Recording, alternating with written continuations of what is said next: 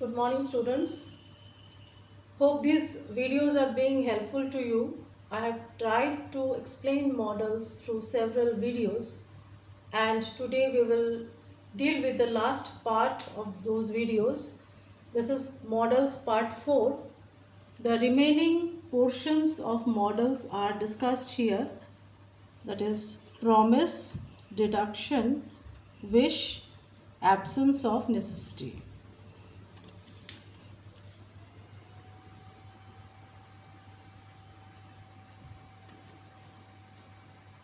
So for promise, we use will and shall.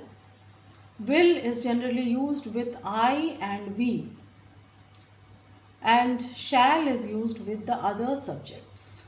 That is, will, when it is used with I and we, it has the force of a promise, and shall, when it is used with the other subjects, it has the force of promise. Let us see with the examples. I will stand by you through the thick and thin. These people may be poor, but they shall be given a fair trial.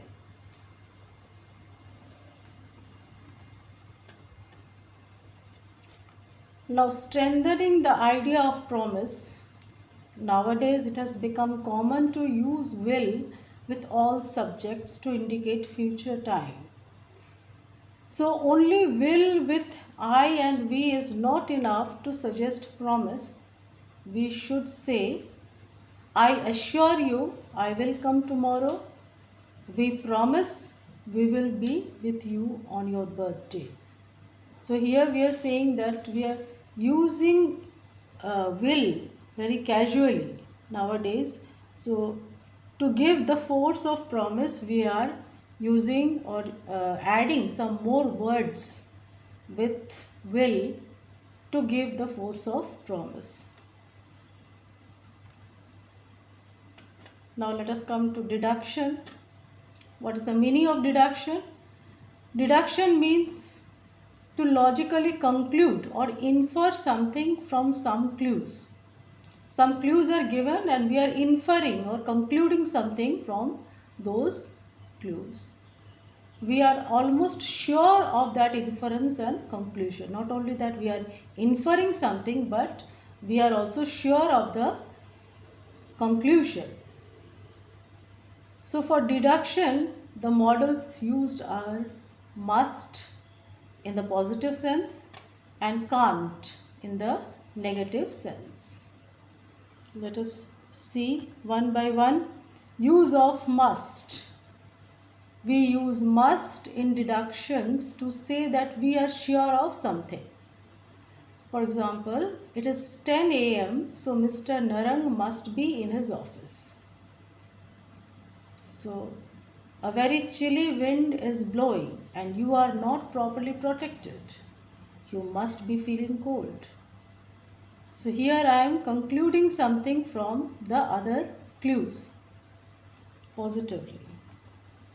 Now, use of can't.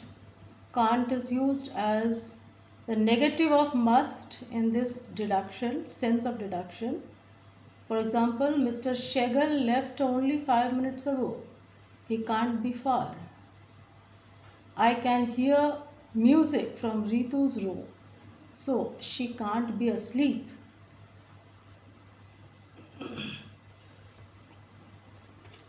Now for deduction of the past, for deduction the form changes. Let us see the form. Must have, can't have, couldn't have, plus past participle of the verb. For example, what a palatial building and how luxuriously furnished. You must have spent a fortune in it. Second example, you couldn't have gone for shopping yesterday. It was Sunday and all the markets were closed. Now, wish. For wish, we generally use may. For example, may you ever live in bliss. May you be blessed with a long life. And we put a mark of exclamation at the end of these sentences.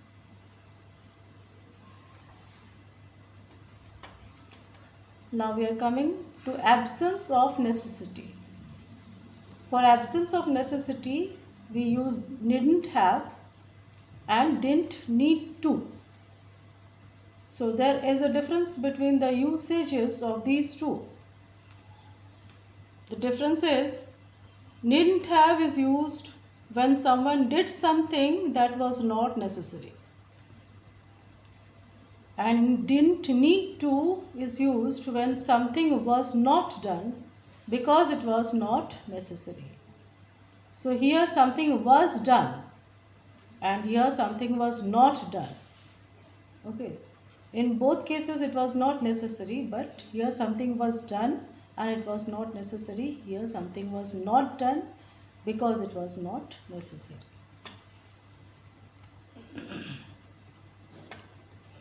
Uses of needn't have, yes. It is used to suggest that someone did something that was not necessary. So doing it was a waste of time and energy. For example, we didn't have made such lavish arrangements. Very few guests turned up. Thus, it was not necessary to make such lavish arrangements. Uses of didn't need to. It suggests that something was not done because it was not necessary. For example, we didn't need to make lavish arrangements. We have invited a handful of people. It means we did not make lavish arrangements because it was not necessary. So now we will discuss about semi-modals. In the previous videos I had discussed about semi-modals. What are semi-modals? These are those which behave partly like a main word and partly like an auxiliary word. And there are three such semi-modals: need, dare, used to. Uses of need. Need is used to express necessity in interrogative and negative sentences. For example, need she come tomorrow? Need you speak so fast? You need not come here. He need not go. Uses of dare. Dare means to venture. It is used in negative and interrogative sentences. For example, how dare you come to me? Dare you catch a lion by its tail? The boy dare not come to his father. He dare not express his opinion. Uses of used to. Used to is used for expressing a past and present habitual action. So a kind of habitual action is used, expressed through this phrase used to. Let us see some examples. My grandfather used to ride a bicycle when he was a boy. It is used in past. I am used to non-spicy food. Used in present. Rohit is not used to do hard work. It is also used in present. Now we will have a recap of what we have learned today. For promise, we use will and shall, and will is used generally with I and we, and shall used with the other subjects. For deductions, we use must and can't. Must is used in the positive cases, can't in the negative cases. For wish, we use may. For absence of necessity, we use needn't have and didn't need to. And the semi-modals that we have discussed are need, dare, and used to. So, I think the models is clear to you now. Now, as you go through these videos, please also go through the chapter in your grammar textbook and also try to solve the worksheets that are following these videos. I hope this will be helpful to you. Okay, stay safe. Thank you for today.